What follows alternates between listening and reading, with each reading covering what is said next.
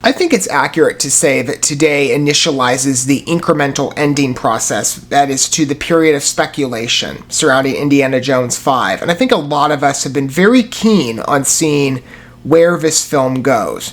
Because at this point, the speculation period has been nothing short of exhaustive. We've had plenty of whispers and rumors, some of which have been confirmed by press outlets as well. I mean, that could change perhaps on the materialization of the full film. I mean, you got reshoots and stuff like that.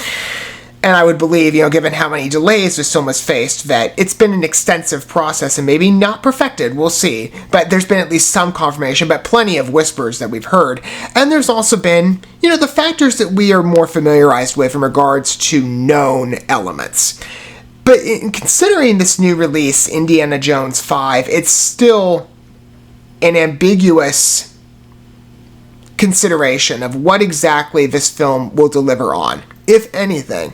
And I do think there are traits to paint a competent picture, I would say, with the director affiliation, though he has gotten into some Twitter spats, has certainly gotten into the, ire perspective of many. James Mangold does have a pretty extensive filmography and a well-regarded one. I mean, Ford v. Ferrari, maybe some of his Marvel endeavors with the X-Men movies. He's got a good reception in regards to the quality of films that he produces. I will give him that acknowledgement. But there's other factors at play as well. I mean, again, in terms of positive direction, this is Indiana Jones we're talking about, and we haven't had an Indiana Jones movie for a while, and people obviously revere the first three, especially. I know I'm in the minority here when I say I actually like the fourth movie. I've never really liked Temple of Doom as much. I like the fourth one. Odd ending, but I enjoyed it. Film is subjective, and I understand, like I said, it's probably a very small audience I'm speaking to in my favorability. I understand 4 is not well regarded, but Indiana Jones as a property still entices a lot of people. It captures attention. It's a very well-recognized movie. Fans obviously love this franchise, and I'm sure the idea of Indiana Jones 5 brings, at least at one point, brought a smile to people's faces. Even the casting as well. I mean, Harrison Ford, of course, being the title character. Who doesn't love this guy? And some of the returning casting as well, from John Rhys Davies as Salah again. I mean, that's exciting to see him. And then some other new attributions, favorites of mine. Antonio Banderas, Toby Jones, Boyd Holbrook. I mean, there's the James Mangold affiliation with the connection to Logan, and he was, I thought, great. I mean, he's got a really nice look to him. He really pops on screen for me. Mads Mikkelsen is also in this, big draw. Phoebe Waller-Bridge, I've heard some good regard. Maybe this will paint a better picture for me, because the only film I've experienced at this point, I know she's favored for Fleabag. I've never watched that, but my first and only entrance was Solo, and I didn't like her role one bit. Maybe she was fine as an actress, but the role was awful. So again, there's a couple elements here. Maybe she'll be fine here in this picture. There's elements that paint a good picture on this, but we have to keep our expectations reined in. Or you could say with these days, present-day Disney, more so specifically Lucasfilm, really low. And this isn't, again, necessarily centric of Indiana Jones, because we haven't had any extensions on the Indiana Jones property in years.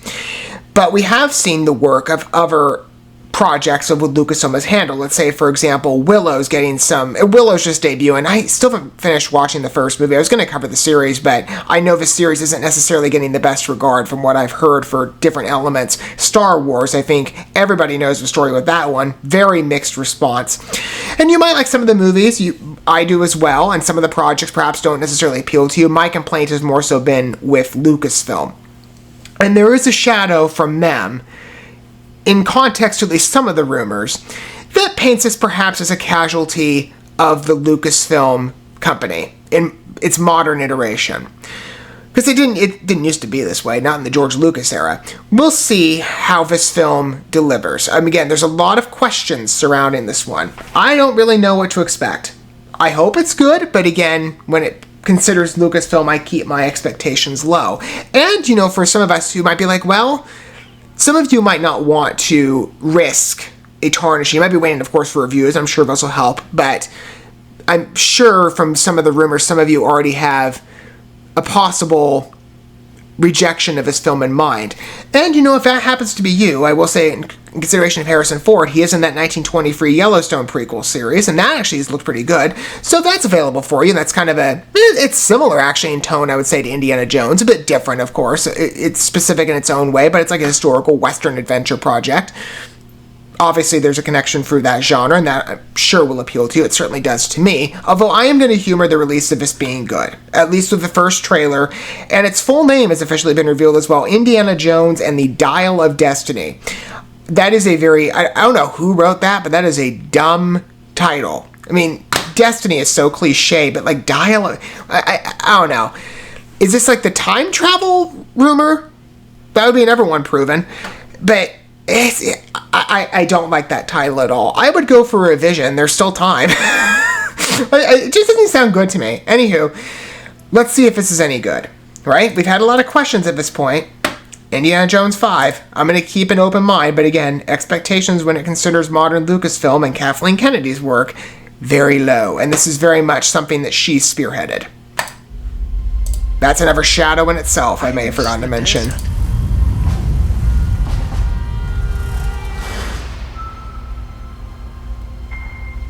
I miss the sea. Some good VFX work. And I miss waking up every morning, wondering what wonderful adventure the new day will bring to us. Good cinematography. It definitely feels updated in terms of the modern filmmaking capacity with technology and stuff. Perhaps not. I don't believe in magic. A few times in my life, I've seen things I can't explain. And I've come to believe it's not so much what you believe.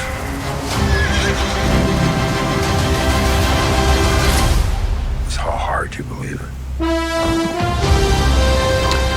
I'm seeing the characteristics of one of the original releases. It has that appearance, at least especially in the city, like parade festivity shots. This caravan scene, it's evocative of the Indiana Jones movies. Although I was going to say the train sequences are kind of like James Bond, honestly. Skyfall comes to mind. Who is this man? I'm her godfather. Related. Get back.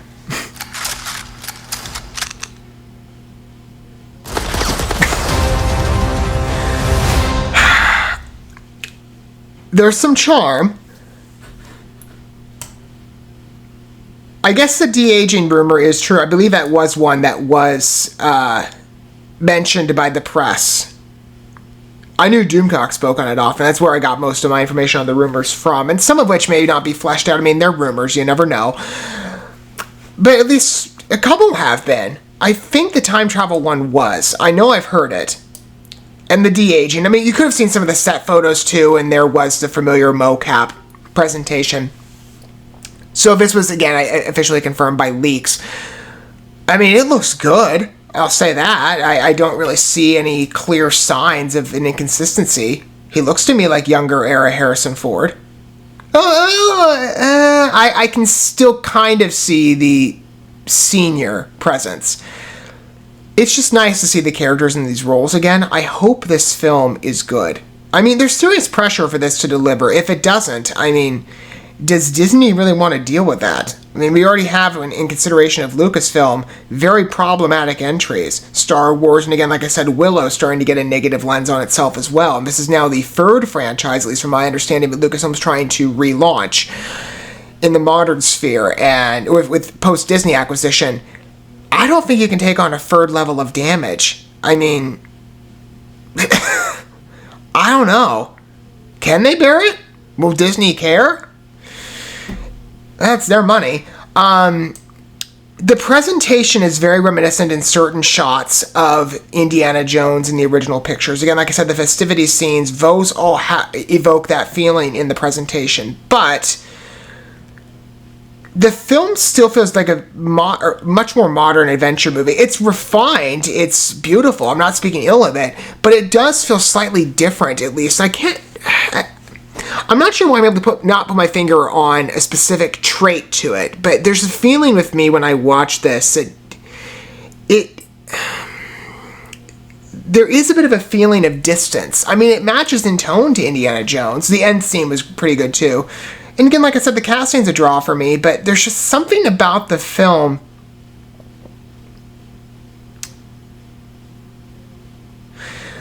I can't qualify it. Maybe this will become better earthed to me upon rewatches and with time. Maybe some of you can see it what I am, but again, I don't know. There's just something about this trailer when I watch it. Again, it's a competent film, but I do experience a feeling of distance from original Indiana Jones releases. I'm not exactly sure why. It's not the rumors, it's something in the trailer, and I can't quite put my finger on it. But as a competent film, if I were considering this isolated from Indiana Jones, it's good. It's enticing, at least on a trailer perspective. But when you add the Indiana Jones wrinkle, and you put that in context to rumors and other surrounding factors considering Lucasfilm, this film hopefully will deliver. I think we're all hoping for a win. But again, modern Lucasfilm, keep your expectations low. And it's sad to say I don't take pride in that, but the way they've treated Star Wars these days has not instilled me with a lot of faith. In certain aspects, yes. Nearly everything Kathleen Kennedy has not touched. Or, to be fair, Kathleen Kennedy and Posse, because it's not just her. And this, again, is her baby.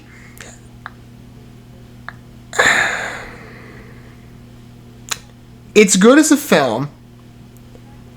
I think I need a little more convincing on it in some regard, but it seems well managed. It's nice, though, to experience a feeling of re-invoking that interest that's persistent with the original Indiana Jones movies. There is a similarity. We'll see the film build its presentation with time. When again does this release? I think it's kind of like in June at some point. Yeah, June 30th. It could be fun. Or, like I said, 1923 could prove to be a great substitute for those of us who feel this film does not deliver. What are your guys' thoughts of the trailer? You might have a different opinion than me, and maybe we're on the same playing field here. And again, like I said, there's something about this trailer that I watch it, and I can't qualify it. There's this disruption that I feel considering the release. If you know what I'm driving at, feel free to chime in down below, as well as any of your thoughts if you're so inclined to disclose your perspective. I'll keep an open mind on the movie with restraint, but I think you're looking at a competent picture as an isolated film. How it fits into Indiana Jones and how successful it is upon the release and how well regarded it is among fans. Time will have to tell on that front. That's an evolving question. Thank you so much for watching this video. Before you bounce, feel free to drop a like and comment, subscribe to this channel with a ding on the bell, and share this video with your friends. And consider checking out the description here. There you'll find links to my other channels, as well as addresses to my other social media accounts and ways you can help support my work if you feel so inclined. May God bless you, and looking forward to when our paths cross again.